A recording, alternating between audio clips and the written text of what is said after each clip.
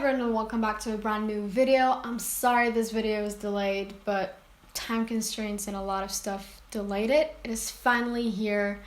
In this video, you will see a massive opening of chests, 210 platinum chests, as well as 510 Draconics. Thank you to the person that provided this footage for me. They wish to remain anonymous, but thank you. If you're new here, welcome. Please stick around to the end of the video, even if it's long. I know long videos aren't appealing to everyone, but I promise you won't regret it. Aside from tallying totals for each of the chests opened in this video, I will also show comparisons between a lot of stuff. So before I dive into the actual video, you will notice that the chest opening footage is sped up because I want to dedicate more time to actually talking about the chest. So if you're trying to correlate your drops, I'm sorry, maybe you can screenshot, or if you really want to use a video, feel free to contact me online. I'll leave my ID down below and I'll be happy to send you a copy of the video. So now you see that I have tallied the totals for platinum chests. And you will see that there are discrepancies in some drops. I tallied the actual drops and compared them to expected drops using Zami's chest drop info and predictor. I will leave links to that down below. And I didn't want to stop there. I wanted to make it clearer how different these numbers are by having a difference column. So with the difference column, you see that there are some massive differences. Like for embers, you see that there's a difference of 31.1% between the actual drops and the expected, but in the negative, which means you got 31%, or well, the person got 31% less. But for another drop like the tokens, you see that you get a 4% increase, which isn't as humongous as that of the embers decrease. So basically what this data shows is that you need to open a big amount of platinums to actually reach the average, which is why opening platinums is often described as buying a lottery ticket. I don't want to dwell on platinums too long though, so I have now moved to the Draconic chest opening footage. So while the footage runs in the background, I will talk a little bit about Draconics and the point I was just talking about to save from what I'm gonna say later, I guess. But when I was telling the totals for Draconics, it felt a lot like platinums and the buying a lottery ticket vibe, because sequencing isn't always very nice. So you can hit epic ruts, which you will see in the footage, and then other times, at some point there were 3 mythic drops in a 10 pull, which is insane. But this is how unforgiving the sequence can be, and why you need such a huge sample size for platinums and Draconics to actually achieve the average. In the video, a little bit near the end, you will see that there's a legendary drop that usually should be 20 Wazo shards, but this person got 19. Now, the video is edited to remove the useless parts of the person going back and buying more Draconic chests, but they never exited to level up their Wazo throughout. So once they hit that 19 Wazo shard drop, they didn't get any more Wazo shards after that, even though they didn't level their Wazo.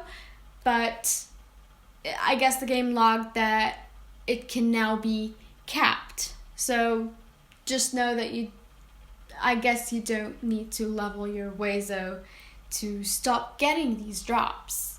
Anyways though, this is exactly what makes sequencing this chest so complicated. Some people will get the Wazo drops, others won't. So it will be very weird when sequencing. I would have to do 2 sets of sequences, and that makes no sense because it'll require a lot of data, and we don't even know the true sequence number. We can guess, but we don't know because we can no longer access game files. So overall, it's just a nightmare and a can of worms I would rather not open. I would rather just post footage like I am doing right now when I have it in huge bulks and just have people correlate their own drops. I'm honestly so impressed though with Draconics from what I've seen while making this video that I will be gambling with my rubies and bulk opening next season, so I can provide more footage next season. If you'd like to see that, just let me know. So now that the footage is finally over, I get to finally stop rambling and start saying useful stuff. I have once again tallied the totals for the 510 Draconics. The actual and expected have much more similar numbers this time around. Once again, I've made a specific difference chart to show the actual differences, and as you guys can see, there aren't huge differences like with the platinums. The differences are all under 10%. So 500-ish seems to pretty much hit the nail on the head when it comes to averages, more or less. Overall, you see that the drops are super nice. So if you don't actually want Wazo, what do? Do you get the line or do you not get the line? Don't worry, I did a comparison for that too. I compared it to getting a rider from scratch, and I just compared the opened golds from the rider versus the festive. I went with the rider because it has the highest gold chests, aside from the pylon line, because the pylon line is probably the only one I would not forego for the festive, but it depends on case by case basis, so I just went with this one. And once again, I also made a difference chart for this one, which let's look at it, or while looking at it, these figures look quite shockingly huge, and due to the small sample size, or relatively small sample size, there could be quite the variation between the expected figures and the actual figures. So I have another comparison with a much bigger sample size that will hopefully be much closer to reality. Earlier I have mentioned a gamble. This is exactly it. It is foregoing using my sigils on other lines and using my rubies on straight up golds for using my sigils on super sigil chests to keep buying Draconics with sigils.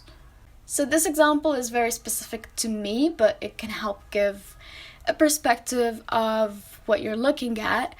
The golds here are higher than others because I'm getting the festive during the 20% discount. The other figure is of undiscounted figures. So for me, I stand a lot to gain, even sigil-wise, if I use my sigils on Draconic chests for the rest of the season. Hopefully PG doesn't come out with any more surprise bronze just because I really want to use my sigils on Draconics, because look at these figures. They're amazing.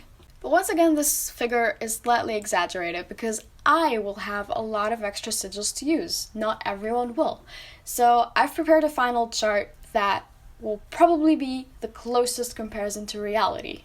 Okay, so the reason I compared 400k rubies used in this one is because I really wanted to compare 500 Draconics to everything else, because that is the closest thing to achieving an average. Let's talk about this one by one. You see 1k golds versus 500 Draconics, which is the same cost. You come to see that if you spend rubies straight up on Draconics, you lose out on a ton of sigils. Inner fires and energy packs, though, are around the same. Tokens also around the same, but mystic fragments are drastically more from Draconics, which will make up for the tokens and then some. The speed ups are also way more. So here it's up to you to decide whether you want to forego this huge sigil loss for the increase in speed-ups and fragments. However, due to the festive option of the repeatable chests at the end of that line this season, I really wouldn't recommend buying Draconic straight up with rubies. Instead, I would opt for spending on super sigil chests if you are planning to stockpile, because it comes out to a lot more Draconics for less rubies. So Draconics 1 assumes that you already have the festive line done, you're just spending on the Draconic chests at this point. You come to see that the figure of sigils between Draconics 1 and Golds is really close, and you gain a lot more of all the other resources. And the gain in the PvP resources is so huge that if you go harder in PvPs, you will definitely make up for that sigil loss, so this is a great option. But what if you haven't finished the festive to begin with? Should you get it? Don't worry, Draconics 2 talks about that. Once again, comparing to the golds, you see there isn't much of a sigil difference between the two, and you still gain a lot more resources of everything else, so this would still be a good option. It is not as good as outright spending everything on Draconics, of course, but I think it's still pretty neat. This combines the golds you will get from the festive when you claim it, as well as the Draconics you'll get with the leftover sigils from the super sigil chests.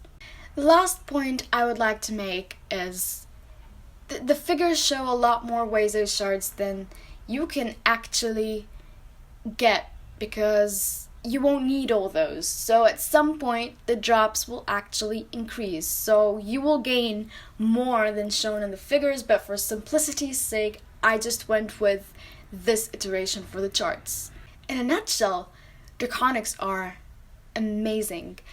I don't recommend opening small samples though, because you're very liable to getting not as good drops because you're way off the sample size needed to actually achieve the average. But if you're bulk opening, this is a great option. I would very much recommend opening super sigil chests to buy Draconics. But it might also be best to compare for your own self what you're foregoing to do this, just to make sure it is very much profitable for you. In the description box you will find the tools you'll need to do those comparisons. I'm sorry for the super long video, but I tried to condense it as much as I can. I hope this was beneficial. I hope it wasn't too confusing. As always, if you like what you see, please leave a thumbs up, subscribe, spread all around. If you want a copy of the charts, I will leave those in my forum thread, which I will also link down below. I hope everyone is doing well, stay safe, fly high, and I'll see you guys in the next video.